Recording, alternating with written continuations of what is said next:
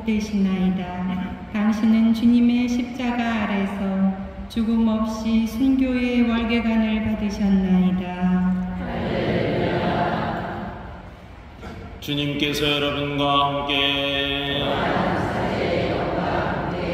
요한이 전한 거룩한 복음입니다.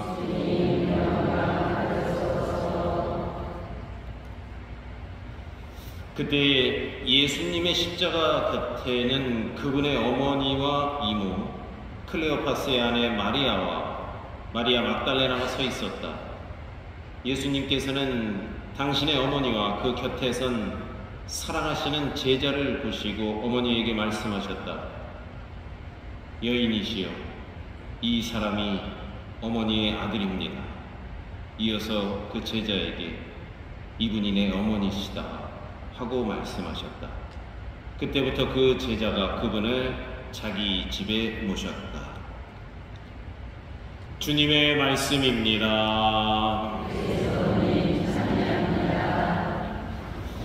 희망의 순례자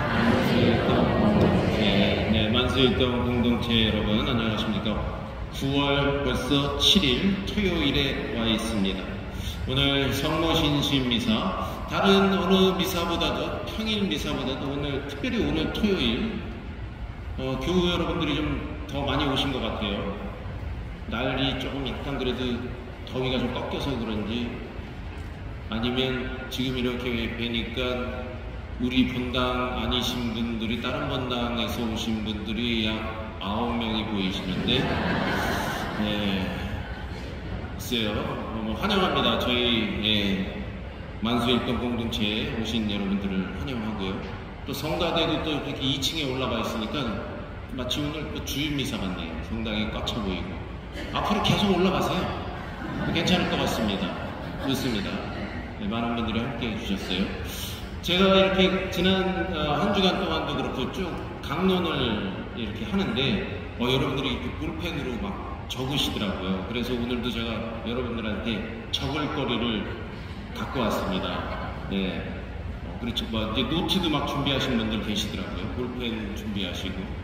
그래서 제가 이렇게 좀 불러주는 거나 이런 거를 조금 메모해 두셨다가 아니면 몇 장 몇 절 이걸 체크해 두셨다가 집에 가셔서 성경책이 있잖아요. 이거를 보고 하고 한번 찾아보세요. 찾는 재미도 있어요. 그렇게 찾아보고 구약에서 이 말씀이고 신약은 이렇고, 그러면 이제 거기에 이렇게 밑줄 그어놓는 거죠. 형광펜이나 빨간 볼펜이나 그어놓고, 그리고 거기다가도 좀 약간 낙서를 해놓을 필요도 있어요. 이거는 신약의 어느 부분, 구약의 어느 부분이다. 그렇게 메모를 좀 해놓으면 나중에 이렇게 보시면서 이런 부분이 있구나 하는 것을 발견하는 그런 재미도 있습니다. 모르겠어요. 제가 혼자 재밌어갖고 그런지 모르겠습니다만 어쩔 수 없죠. 뭔 소리를 하는 거야. 난 잘 모르겠네. 어쩔 수 없어요. 좀 재미있는 얘기는 하지. 저도 노력하고 있습니다. 그래서 여러분들 성서 말씀을 좀 맛이 여러분들에게 좀 이런 게 있구나 하는 것을 아시면 참 좋을 것 같아요. 그래서 오늘 우리가 들은 이야기, 9월 성모신심 이 이야기에서는 독서 말씀도 굉장히 아주 포인트 있는 말씀이에요. 이사야서 7장, 특별히 오늘 독서가 끝난 이사야서 7장 14절 보십시오. 젊은 여인이 잉태하여 아들을 낳고 그 이름을 임마누엘이라 할 것입니다. 하나님께서는 우리와 함께 계시기 때문입니다 하고 이사야 예언자가 예언을 했단 말입니다. 매일 미사책 지금 보고 계시죠? 그러니까 이거는 여러분들이 집에 가셔서 성경책에 이사야서 7장 14절 펴갖고 밑줄을 쫙 그어놓으셔야죠. 빨간색으로. 보세요. 근데 보십시오. 한번 어떻게 젊은 여인이 잉태하여 아들을 낳고, 젊은 여인을 누굴 말하는 걸까요? 누구요? 성모님? 옆집 순이 엄마? 아니면 나를 얘기하는 건가? 나도 처녀 이렇게 결혼해서 젊은 여인이 여기 엄마들 다 애기 낳고 그랬잖아요. 그러면 젊은 여인이 잉태하여 아들을 낳고 그 이름을 임마누엘이라 할 아들은 누굴 말하는 거죠? 예수? 보통 이제 그렇게 생각을 하죠. 그게 이제 어떤 우리의 지금 그래도 여러분들이 교리를 잘 배우고 그래도 성서의 기본적인 지식이 있기 때문에 그렇구나. 여기 이렇게 마테오 복음에 나온 것처럼 성모님을 말하고 또 예수님을 이렇게 예언했구나 이사야가. 이렇게 보통 이제 이해를 하는 것이죠. 제가 이렇게 좀 보다가 마테오 복음사가는 이사야 7장 14절 임마누엘 탄생 예고를 자신의 복음서 1장 23절 이런 거 적어 가시라는 거죠. 마테오 1장 23절을 인용하면서 임마누엘 탄생 예고가 예수님의 탄생을 알려준다고 밝히고 있습니다. 마테오는 이러한 맥락에서 예수님을 우리와 함께 하시는 하느님으로 묘사하면서 자신의 복음서 시작과 마지막에 임마누엘을 강조합니다. 그 시작과 마지막 마테오 복음에 어떻게 나오느냐? 마테오 복음 1장 23절 이거 적어두세요. 보아라 동정녀가 잉태하여 아들을 낳으리니 그 이름을 임마누엘이라고 하리라. 이렇게 마테오 복음서 1장에서 벌써 시작을 하고 있습니다. 그리고 저 끝에 가서 또 한 번 강조해요. 28장 20절에 가면 끝이지. 아주 끝부분에 내가 너희에게 명령한 모든 것을 가르쳐 지키게 하여라. 보라, 내가 세상 끝날까지 언제나 너희와 함께 있겠다. 함께 있겠다. 임마누엘 한 번 더 강조하는 것이죠. 마테오는 그래서 시작과 끝은 함께하는 하느님 하면서 임마누엘을 강조합니다. 이 어떤 마테오의 신학이 담겨져 있는 것이죠. 마테오의 이러한 이해는 그리스도교 신학에 절대적인 영향을 미쳤습니다. 벌써 절대적인 영향이라는 거 공감하는 게 뭐냐면 제가 이렇게 여러분들한테 조금 전에 물어봤을 때 여인은 누구이며 임마누엘이 누구냐 했을 때 여러분들이 대답을 다 하셨잖아요. 그렇죠? 엄청난 영향을 마테오가 끼친 거죠.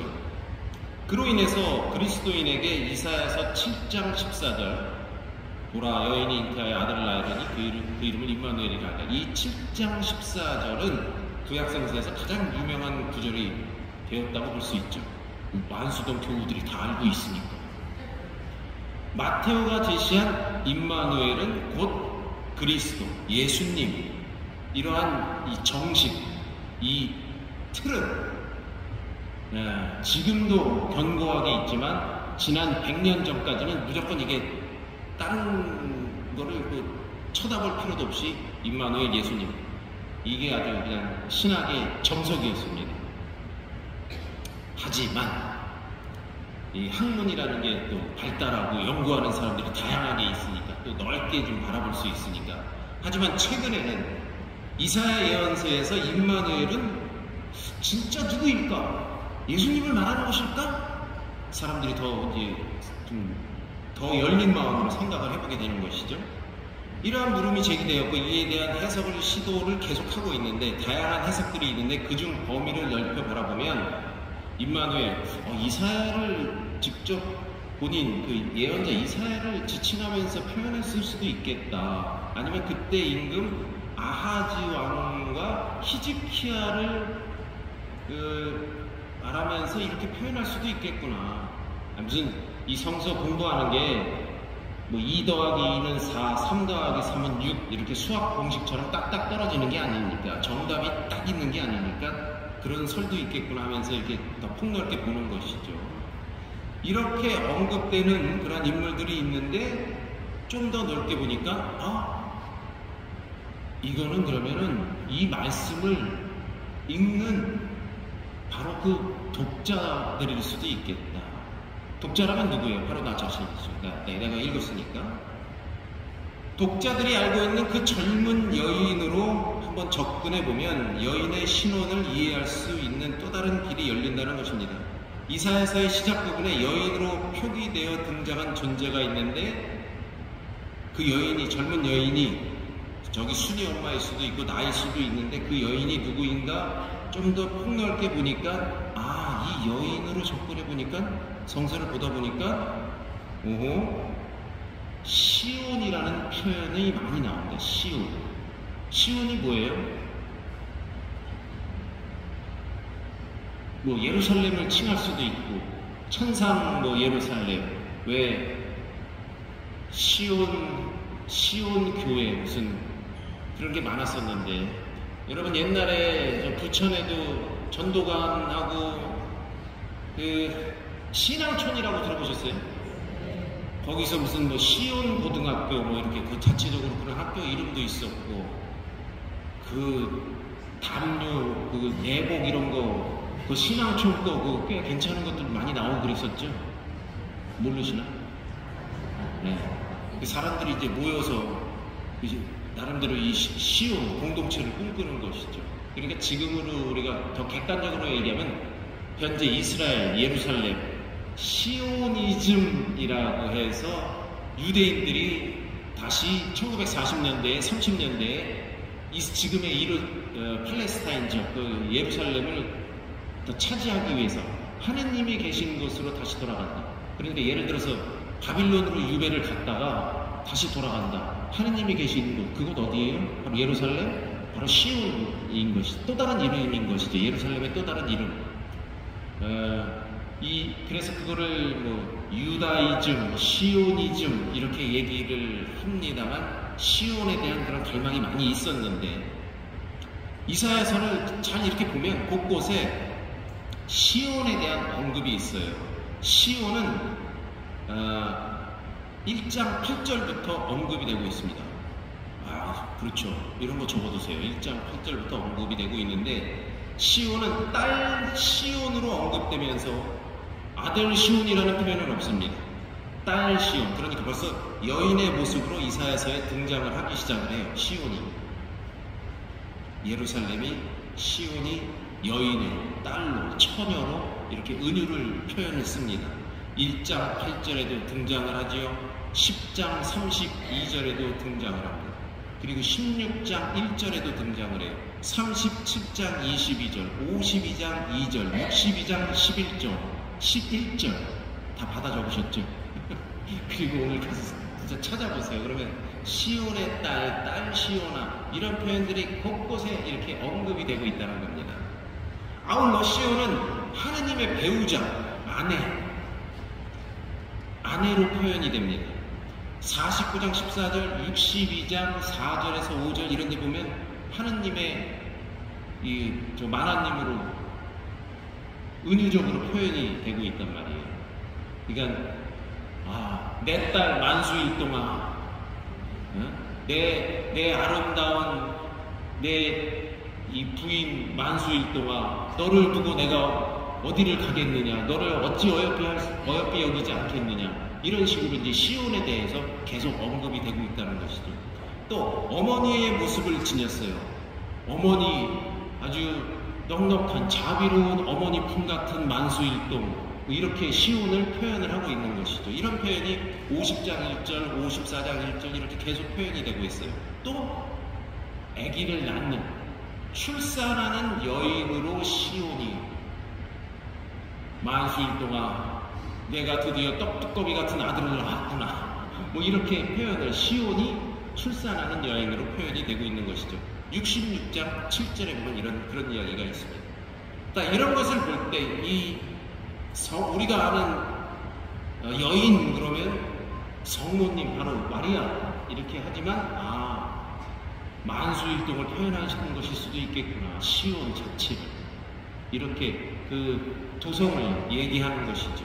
그러므로 7장 14절 그 젊은 여인을 시온의 상징적 표현으로 바라본다면 이사야 예언서가 지향하는 시온 신학에도 부합한다. 그 관점에서 임마누엘은 시온의 첫 자녀이며 임마누엘이 의미하는 복수형, 우리는 시온의 자녀들로 이해할 수 있다. 그러므로 임마누엘이 한 명의 개인을 의미하기보다는 이사야서가 기획하는 새로운 공동체, 우리라는 이름으로 모인 공동체를 지칭한다고 볼 수도 있다. 이런 의미에서 제가 이제 뭐가 답이 정확히 수학 공식처럼 답이 있는 것이 아니고, 신학은 뭐 학문적으로만 이루어지는 것이 아니니까 그렇게 확장시켜 본다면 여기서 이 여인은 시온을 뜻하는 것이면서도 동시에 오늘날 우리들에게는 만수일동을 얘기하는 것으로 이해하고 받아들일 수도 있다는 것이죠. 내 딸 만수일동아, 내 사랑스러운 도성 시온아, 내 사랑스러운 아내 만수일동아, 이렇게 이해할 수도 있는 것이죠. 사실은 또 그걸 또 내가 더 깊이 묵상하다 보면 나 자신에게로 향할 수도 있는 것이죠. 이 공동체는 이사야서 전체에 확장되는 모습으로 등장합니다. 임마누엘 공동체는 이사야 1, 2, 3이 제2, 제3 이사야가 있는데 제1 이사야에 해당하는 1장에서 39장 사이에 또한 이사야와 이사야의 자녀들과 제자들까지도 이렇게 폭넓게 수용할 수 있는, 그리고 남은 자들의 사상, 2세 그루터기에서 새순이 덮고 하는 그 그루터기에 나타나고, 또 40장 이후에는 종과 종의 공동체로 확장되는 가운데 회복된 시온을 구성하는 의로운 이들의 공동체의 모습으로 전개된다. 그러니까 또 이 후반부로 가면 유배 이후에 다시 예루살렘으로 모여서 새롭게 건립해 나가는, 세우는 공동체를 임마누엘이라는 그러한 이름으로 좀 바라볼 수도 있겠다. 그냥 그렇다는 거를 여러분 한번 이렇게 이런 기회에 한번 들어보시라는 거예요. 뭐 이걸 막 머릿속에 넣어가거나 막 이럴 필요는 없어요. 그냥 이럴 수도 있다 하는 것을, 아, 이런 게 있었어, 언젠가 한번 그냥 저 권당 신부가 얘기한 적이 있구나, 이 정도만 기억하시면 됩니다. 예, 괜히 이런 걸로 스트레스 받지 마세요. 무슨 뭐 시험 볼 거 아니니까. 자, 그렇습니다. 이렇게 폭넓게 볼 수 있다는 걸 말씀드리고, 또 한 가지 또 이제 오늘 복음 같은 경우에도 우리가 재밌게 바라볼 수 있어요. 공간복음 그러면 뭐예요? 마테오, 마르코, 루카, 이게 공간복음이란 말이에요. 이 공간복음에서는 예수님의 마지막 십자가의 길을 동행하고 예수님께서 십자가에 못 박혀 돌아가시는 장면을 멀리서나마 지켜보는 여인들을 일일이 언급하고 있어요. 공간복음에 다 나와요. 십자가 밑에 여인들이 있었다, 누구의 아내, 누구의 이모, 뭐 이름이 다 언급되고 있는데, 마테오는 27장 55절에 찾아보세요. 마테오 27장 55, 56. 마르코는 15장 40에서 41. 그리고 루카는 23장 49. 꼭 못 적으셨다 하더라도 그 공간복음서 후반부에 어떻게 표현하고 있는지 한번 비교해 보시라는 겁니다. 그런데 이 공간복음에서는 성모님에 대한 언급은 없습니다. 십자가 곁에 마리아가 서 있지 않았어요. 이름이 빠졌어요. 다른 여인들 이름만 있고 성모님 이름은 없습니다. 오직 요한복음만이 성모님에 대한 유일한 성서상의 언급은 요한복음, 오늘 복음, 요한복음 19장 25절, 여기에만 성모님이 십자가 밑에 있었다, 이렇게 표현하고 있습니다. 이것도 참, 이 자체로도 재밌죠. 왜 다른 복음서는 왜 성모님을 빼놨어? 다른 여자들은 이름 다 해놓고. 만약에 듣는 성모님 같았으면 그냥 섭섭해서 아주 그냥 환장할 뻔하지 않았을까, 이런 생각이 드는데, 오늘 복음에서와 같이 요한은 아마도 예수님 십자가 밑에 있던 어머니 마리아와 이 사랑하는 제자, 이 스토리를 좀 더 요한만큼은 좀 더 부각시키고, 요한에게 이분이 내 어머니시다, 여인이시여, 이 사람이 당신의 아들입니다 하면서 교회의 어머니를 맡기고, 또 교회의 어머니로서 이분이 내 어머니시다, 우리에게 어머니로 맡겨주신 이것을 요한은 나름대로 더 강조하고 더 좀 독자들에게 더 알려주고자 했던 그런 의도가 있었던 것 같아요. 이런 것도 이제 이런 차원에서 성서를 바라볼 수 있다는 것을 제가 말씀드리는 것이고, 아마도 제자들은 다 십자가에 이제 붙잡혀서 끌려가면서 병영으로 끌려가는 순간 제자들이 도망 나오면서 마리아 엄마한테 와서, 아유, 아드님이 저 잡혀갔습니다, 소식을 전하고 성모님은 그 이후에 아마 아들 곁에서 어떻게 진짜 그 고통을 어떻게 대신 짊어질 수도 없고 하면서 그 십자가 곁을 계속 지킨 것으로 이렇게 보여집니다만, 어쨌든 공관복음과 요한복음이 조금 다르게 언급한다는 그런 말씀을 드리면서, 그렇습니다. 이 고통 중에 십자가의 신비로 탄생되는 교회의 어머니, 그냥 교회의 어머니는 무슨 가나의 혼인잔치에서처럼 흥겨운 자리에서 얘들아 저기 아들이 시키는 대로 좀 물 좀 갖다 붓고 포도주 좀 만들게 이렇게 하자, 이렇게 잔치 하하하 좋은 기쁨을 막 만끽하는 그런 자리에서 교회의 어머니가 탄생하는 것이 아니라 고통의 순간, 처절함의 그 순간에 엄마로서의, 어머니로서의 그 모습이 드러난다는 것을 아마 요한은 우리에게 강조해 주고자 했던 것 같습니다. 아마 여기 계신 우리 엄마들도 기쁘고 좋은 그런 시간도 있지만 진짜 엄마로서의 진가와 힘을 발휘할 때는 가족들이 참 고통스러워할 때, 자녀들이 정말 역경에 빠졌을 때 엄마가 흔들리지 않고 이 자리를 지키면서 또 기도하면서 마음 쓰는, 또 병환 중에 있을 때 그 병 다 수발을 하고 이렇게 하는 그런 모습 속에서 참 어머니로서의 모습을 또 발휘하지 않나, 이런 생각을 묵상을 하게 됩니다. 그래서 그런 고통이 바로 그러면서도 겸손하게 비춰지는 그런 성모님의 모습, 그 고통과 아픔은 바로 그 순간에 하나님의 크신 은총과 자비가 교회의 어머니로 탄생할 수 있는 그러한 역할을 하신 게 아닌가 생각이 듭니다. 자, 그렇습니다. 이 시간 우리가 정말 함께 하시는 하나님, 임마누엘 하나님, 나와 함께 하시는 하나님을 기억하고, 특별히 고통 중에 나와 함께 하시는 하나님, 그 임마누엘 하나님을 기억하면서 혹시 어려움을 겪고 계신 그런 상황이 있다면 극복할 수 있는 그러한 용기와 은혜를 이 시간 청하도록 합시다. 봉헌성가 243강입니다.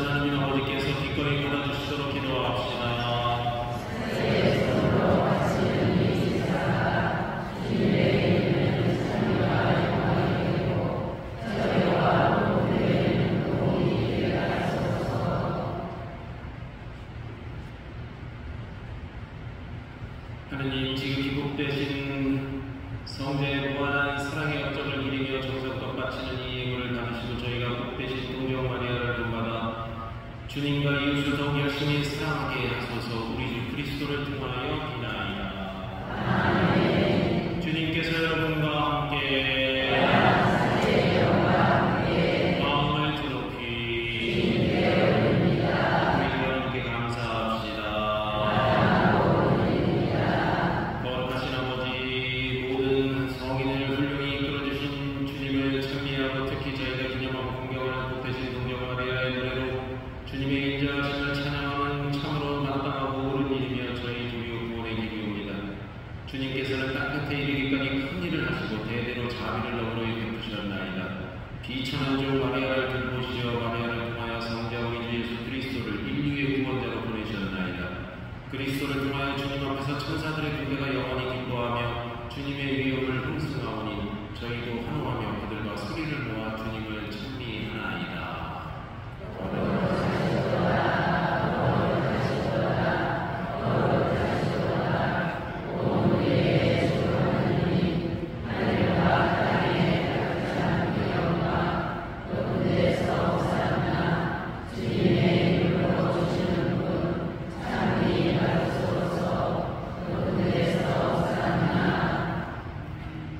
거룩하신 아버지께서는 모든 거룩함의 셈이시옵니다. 간구하오니 성령의 힘으로 이 이름을 거룩하게 하시어 우리 주 예수 그리스도의 몸과 피가 되게 하소서.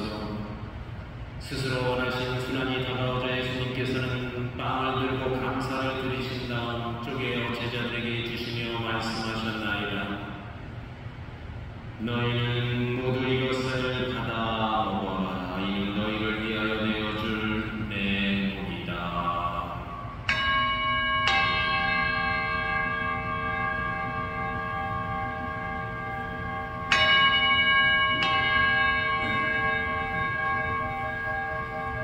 저녁을 잡수시고 같은 모양으로 잔을 들어 다시 감사를 드리신 다음 제자들에게 주시며 말씀하셨나이다. 너희는 모두 이것을 받아 마셔라. 이는 새롭고 영원한 계약을 맺는 내 피의 잔이니 죄를 사하여 주려고 너희와 많은 이를 위하여 흘릴 피다. 너희는 나를 기억하여 이를 행하라.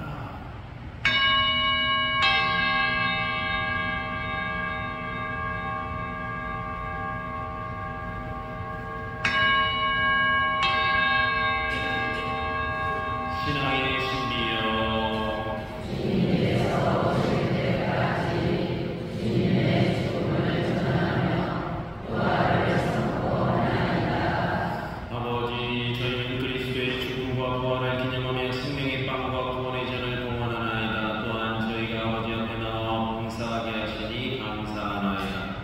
간절히 청하오니 저희가 그리스도의 몸과 피를 받아보시어 성령으로 모두 한 몸을 이루게 하소서. 주님, 온 세상에 널리 퍼져 있는 교회를 생각하시어 교황 프란치스코와 저희 주교 요한 세례자와 모든 성직자와 더불어 사랑의 교회를 이루게 하소서. 이 세상에서 불러가신 주님의 종들을 생각하소서.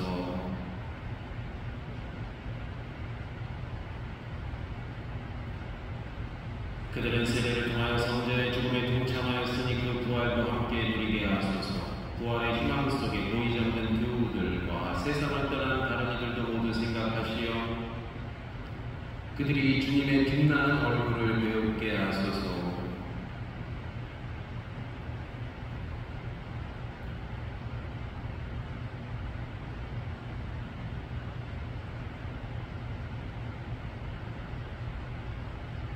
저희에게도 자비를 베푸시어 영원으로부터 주님의 사랑을 받는 하나님의 어머니 복되신 동정 마리아와 그 배필이신 성 요셉과 복된 사도들과 모든 성인과 함께 영원한 삶을 누리며 성자 예수 그리스도를 통하여 아버지를 찬양하게 하소서.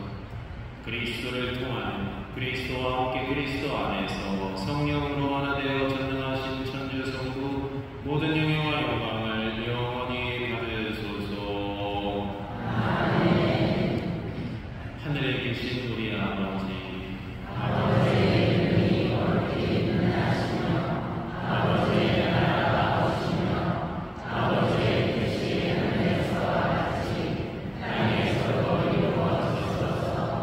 오늘 저희에게 일용할 양식을 주시고 저희에게 잘못한 일을 저희가 용서하오니 저희 죄를 용서하시고 저희를 유혹에 빠지지 않게 하시고 악에서 구하소서. 주님, 저희를 모든 악에서 구하시고 한평생 평화롭게 하소서. 주님의 자비로 저희를 언제나 죄에서 구원하시고 모든 시련에서 보호하시어 복된 희망을 품고 구세주 예수 그리스도의 재림을 기다리게 하소서. 주님의 나라와 권능과 영광이 영원히 있나이다. 주 예수 그리스도님 일찍이 사도들에게 말씀하시길 너희에게 평화를 두고 가면 평화를 주노라 하셨으니 저희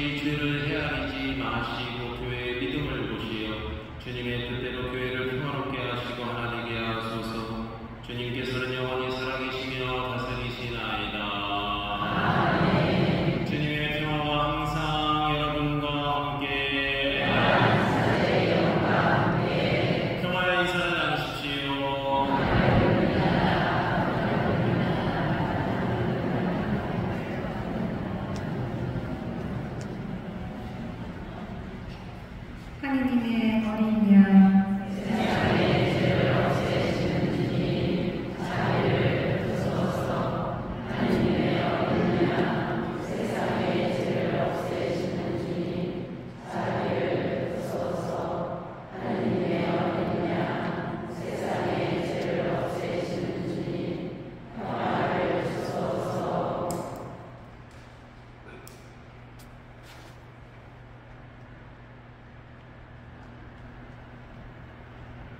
보라, 하느님의 어린 양, 세상의 죄를 없애시는 분이시니 성천에 초대받은 이는 복되도다. 주님, 제 안에 주님을 모시게 합당치 않사오나 한 말씀 하소서. 제 영혼이 고난하옵나이다.